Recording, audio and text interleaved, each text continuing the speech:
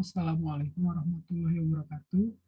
Saya Adi Nugroho Samosir dari kelas KAT R4119 NPM 19401070.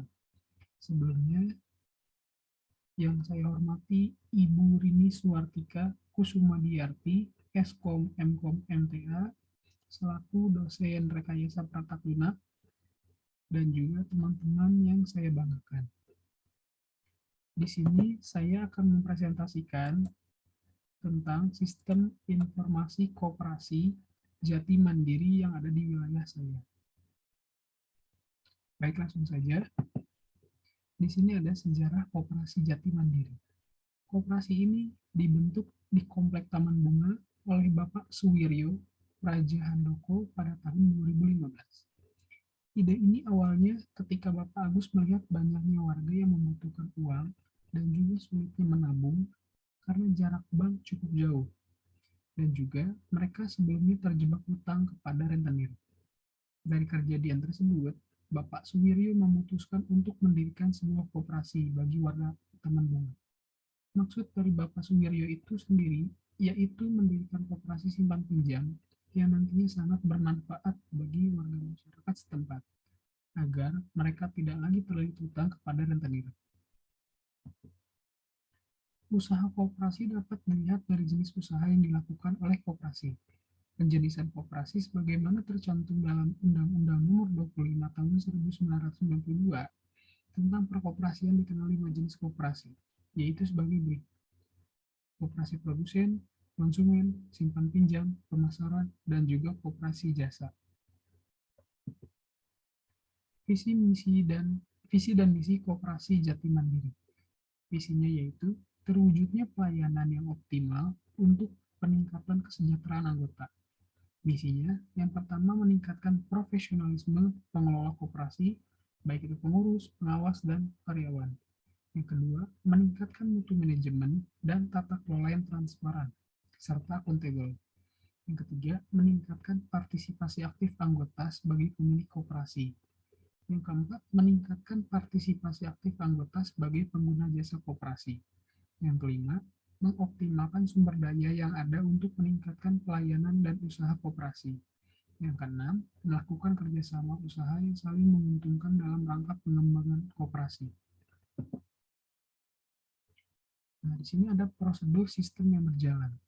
Dalam pelaksanaannya, masih terdapat proses yang dapat dikatakan masih manual, seperti perusahaan data anggota koperasi yang baru, mencari nama anggota, input data keuangan yang masih secara tertulis, dan juga pembukaan yang masih dilakukan secara manual menggunakan buku besar, sehingga kinerja operasional koperasi pun menjadi lambat. Hal tersebut mengurangi kepuasan anggota untuk melakukan transaksi. Dapat kami simpulkan bahwa koperasi ini membutuhkan sebuah sistem aplikasi yang dapat memudahkan semua proses transaksi agar lebih cepat dan efisien, sehingga anggota koperasi tidak harus mengantri lama ketika akan melakukan transaksi. Nah, di sini ada flow map dari koperasi Jati Mandiri. Yang pertama-tama anggota mengisi data formulir untuk pengajuan pinjaman, yang mana nanti akan diserahkan kepada sekretaris. Nanti sekretaris akan mengolah data tersebut ke dalam komputer, yang dimana nanti akan dimasukkan ke dalam database. Setelah itu, sekretaris memberikan data pinjam tersebut kepada bendahara untuk dikelola kembali dan merealisasikan uang pinjaman tersebut, yang nantinya uang tersebut akan tercatat pada kartu anggota dan juga buku pinjaman. Setelah itu, bendahara akan membuatkan pembuatan laporan. Nah, nanti laporan pinjaman ini akan diberikan kepada ketua sebagai bentuk dokumen. Diagram konteks koperasi Jati Mandiri. Di sini ada anggota, mana nanti input dari anggota yaitu ada data anggota, KTP, uang simpanan, nomor pendaftaran, bukti pinjaman, dan data angsuran. Lalu outputnya itu adalah bukti pendaftaran, buku simpan pinjam. Sekretaris ada data anggota, kartu anggota, uang simpanan, dan bukti pendaftaran, serta data pinjaman dan data angsuran. Untuk inputnya sendiri yaitu ada buku pinjam, kartu anggota, data kunjungan, nomor registrasi, dan laporan bulanan. Untuk ketua sendiri hanya ada input yaitu data anggota, data pinjaman, dan laporan keuangan. Lalu yang terakhir ada bendahara. Bendahara inputnya yaitu uang tabungan dan simpanan pokok anggota, serta uang untuk dipinjamkan laporan serta laporan keuangan. Nah, di sini ada di FD 00 hanya ada 3 proses, yaitu ada peminjaman, angsuran, serta laporan. Yang pertama-tama yaitu anggota akan mengisi formulir pinjaman, yang mana nanti formulir tersebut akan diserahkan kepada bendahara untuk dikelola, yang nantinya akan dihitung juga angsuran yang harus dibayarkan oleh anggota, baik itu besaran bunga dan juga tanggal jatuh temponya. Nah, nanti setelah itu bagian bendahara akan membuatkan laporan yang nantinya laporan tersebut akan diberikan kepada ketua koperasi. Masalah yang dihadapi dan pemberian solusinya. Permasalahan. Berikut adalah beberapa masalah yang timbul pada sistem yang telah berjalan di koperasi. Walaupun sudah dilakukan secara terkomputerisasi, ketelitian dalam proses input data harus diperiksa secara detail karena kesalahan input dapat menyebabkan kesalahan pada database. Yang kedua, jika terjadi virus pada komputer, maka risiko kehilangan data memiliki kemungkinan yang cukup besar, sehingga koperasi harus selalu sedia memiliki pencadangan data atau backup data. Lalu yang terakhir, ketidakakuratan dan keterlambatan dalam proses pembuatan laporan keuangan dan laporan kunjungan anggota koperasi. Solusi. Maka dari itu, saya mencoba memberikan beberapa solusi untuk memecahkan masalah yang timbul pada sistem yang berjalan. Di antaranya adalah membangun sebuah sistem informasi registrasi anggota yang terkomputerisasi agar waktu yang diperlakukan dalam proses registrasi dan pembayaran koperasi lebih efektif. Selain itu juga dapat mempercepat proses pembuatan laporan bulanan hingga tahunan anggota koperasi dan laporan kunjungan. Lain terakhir, membangun sistem informasi registrasi dan pembayaran iuran koperasi anggota yang kuat dan berbasiskan database sehingga keamanan data anggota koperasi dapat terjaga. Nah, di sini ada software yang dibutuhkan. Yang pertama adalah Microsoft Visual Studio, dan yang kedua adalah Microsoft Excel. Fungsi dari Microsoft Visual Studio yaitu untuk merancang desain user interface.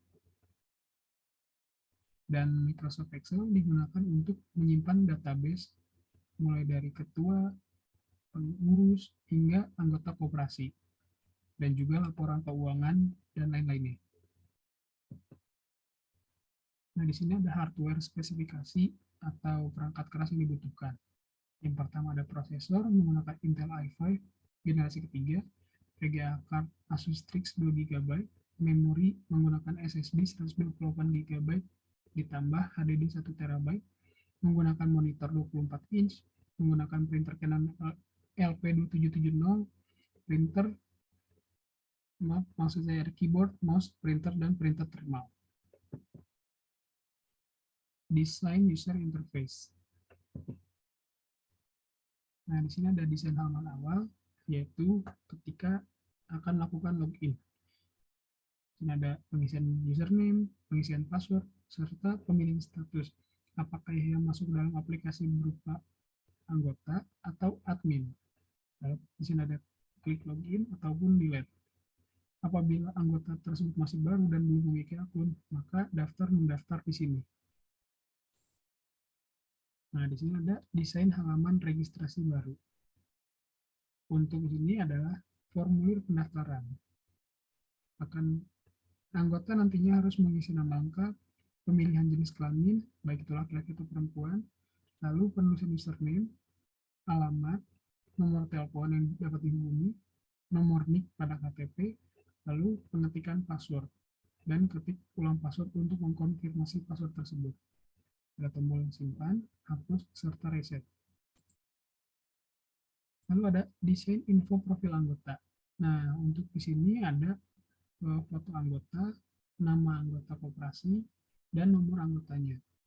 Lalu di sini ada info tabungan, info pinjaman, serta info SHU atau sisa hasil usaha. Nah, di sini ada dua tombol bentuk transaksi. Apabila anggota akan melakukan simpanan, maka tombol yang ini, dan melakukan pinjaman tombolnya ini. Dan di sini juga ada bukti pencetakan untuk mencetak bukti baik itu simpan ataupun pinjam. Lalu ada desain input simpanan. Apabila anggota akan melakukan penyimpanan uang pada koperasi, maka formulirnya berbentuk seperti ini. Nantinya anggota akan memasukkan pecahan simpanan yang akan diinput oleh mereka sendiri. Dan di sini ada pemilihan tanggal, lalu klik simpan. Lalu ada desain input pinjaman. Nah, di sini ada formulir pinjaman, sama seperti simpanan tadi, hanya saja di sini perlu memasukkan pecahan untuk melakukan pinjaman serta tanggal pinjaman tersebut. Nanti disimpan dan data ini akan masuk dalam database bagian administrasi. Lalu ada desain info bagian administrasi. Nah, nanti bagian admin, di sini muncul foto admin yang bekerja serta nomor anggota, nomor admin ya, maaf, di sini nomor admin. Lalu di sini ada nomor, alamat, nomor anggota, nama anggota, total simpanan, hingga total pinjaman. Lalu di sini ada cetak, ada simpan, hapus, serta keluar. Setelah itu, bagian administrasi tadi dapat mencetak laporan keuangan baik itu bulanan maupun tahunan. Ini yang muncul di sini, lalu dapat dicetak langsung kepada printer. Nah, mungkin cukup sekian dari saya, Adi Nugroho Samosir. Mohon maaf apabila ada kesalahan serta kekurangannya. Wabillahi taufiq wal hidayah. Wassalamualaikum warahmatullahi wabarakatuh.